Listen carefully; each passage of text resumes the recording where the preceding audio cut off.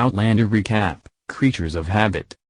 Well, it looks like Jamie has fully recovered from his near-fatal snake bite and is back in tip-top shape, which is truly a wonder. We don't know exactly how long Mercy Shall Follow Me takes place after Fraser's Ridge rallied together to save Jamie's life, but dang if that man wasn't knocking on Heaven's Gate, I'm sorry, passageway, and lying there with ground meat for a leg. Nevertheless, he is 100% better, no doubt thanks to Claire's attentive bedside manner, and the Frasers are in Wilmington to finally have their meeting with Stephen Bonnet. As one might have guessed, the Wileys' landing scheme goes awry. Like, terribly, horribly awry. Jamie, Roger, and Ian head to the landing, expecting Bonnet to arrive for his pre-arranged meeting with Alexander Malcolm, and plan to attack him immediately. In fact, Roger has volunteered to do the deed. He needs to kill Bonnet for Bree and Jimmy and his sanity, I guess. That would be cool and all, except Bonnet doesn't show up. He sends some of his associates instead. Team Fraser easily takes them down, but when questioned as to their boss's whereabouts, they have little to no information. But friends, we know exactly where Bonnet is and why he couldn't make the Wileys' landing meeting. While the guys are off doing their thing, Claire and Bree are in Wilmington getting some STEM-related errands done. They're trying to get all the pieces of a syringe made, it's very cool, and doing some whale watching at the beach. Doesn't a mother-daughter day of collecting shells and fang-erling over Moby Dick and racing up and down the shoreline sound like the best beach day ever? Well, it is. But then Stephen Bonnet shows up. All the good things get ruined on this show and we should never expect otherwise. Bonnet's there for Bree, and to talk about their son.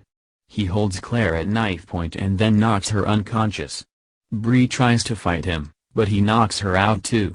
Claire wakes up on an empty beach. Bonnet has kidnapped her daughter. Let's pause here for just 1 second. Although I try to keep this space as book-free as possible and focus on the TV show's own merits, I have to believe a lot of Outlander book fans will be talking about this storyline. And that's because Bonnet kidnapping Bree and the rest of Bonnet's story in this episode doesn't actually happen until Book 6, A Breath of Snow and Ashes, and not in the Fiery Cross, which this season is based on. Fast-forwarding Bonnet's arc like that, and his demise, is a bold stroke for the Outlander TV team to take, and I'm sure people will have thoughts. I'm all for it. Bonnet is certainly a scary villain, but there's no nuance to him, and also, hello. He's just so dumb. Good riddance, you monster. We have much more important things to dive into without him around. Okay, so how does the Bonnet stuff shake out? He takes Bree to his home on the island of Ocracoke, off the coast of North Carolina. Bree wakes up to find she is living out her worst nightmare. She's being held hostage by her rapist and he wants her to teach him how to be a gentleman so that he'll fit into society when he, Bree, and their son move into River Run. He talks about how fate keeps bringing them together. It's horrifying and I'd like to get off this ride now. Bree plays along to keep herself alive and at first it seems to work. She distracts Bonnet by telling him the story of Moby Dick and he lets his guard down so much that he informs her of his fear of drowning, which will become important later. When Bonnet asks Bree if she thinks less of him now that he's told her about his fears and she responds, "I could never think less of you," I cheered. What a glorious stealth burn. Bree survives the night, but the next morning as she presses Bonnet to let her go get Jimmy and bring him back by herself, he starts to get suspicious. He makes her seal the promise of her returning to him to start a life together with a kiss, which, again, is awful to watch. But Bree's lackluster kiss betrays her. He knows she's faking. To make her pay, he forces her to watch him have sex with his favorite prostitute, Ippy, because, again, and I cannot stress this enough, Bonnet is a psychopathic monster. Honestly, everything about this episode makes me want to pull my skin off. Once Bree is alone with Ippy, she pleads for the woman to help her, but Ippy is too scared to betray Bonnet. She knows what happens if you get on his bad side. So all hope seems to be lost for Bree. Per usual, the dire situation isn't exclusive to just one member of this family. Shall we take a quick detour to River Run? Forbes, the lawyer who got us into this whole mess by informing Bonnet about Jocasta giving River Run to Jemmy, arrives at River Run to help Jocasta make some adjustments to her will.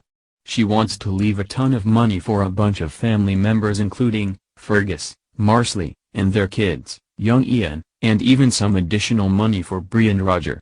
While taking these notes down, Forbes goes apoplectic. You see, he's made a deal with Bonnet and is supposed to receive 20% of everything Bonnet gains once he has Jemmy and River Run all to himself. That means that as Jocasta gives away more and more of her fortune, Forbes is watching his fade away. And when she says she wants to bestow some money to Lizzie, a servant, well, Forbes grabs a pillow and tries to suffocate Jocasta to death. I know, that scene really took a turn. As Jocasta struggles, she knocks over her bell and Odysseus comes in and, well, he kills Forbes quickly and quietly. Odysseus rules and Forbes drools. And Jocasta is fine in the end. Hopefully, we'll deal with that insanity at a later time because seriously, what the hell? We have no time now. After Jamie and Roger attack Philip Wiley in a Wilmington alleyway, they learn that Bonnet frequents one brothel in town. If anyone knows where he is with Bree, someone in there will.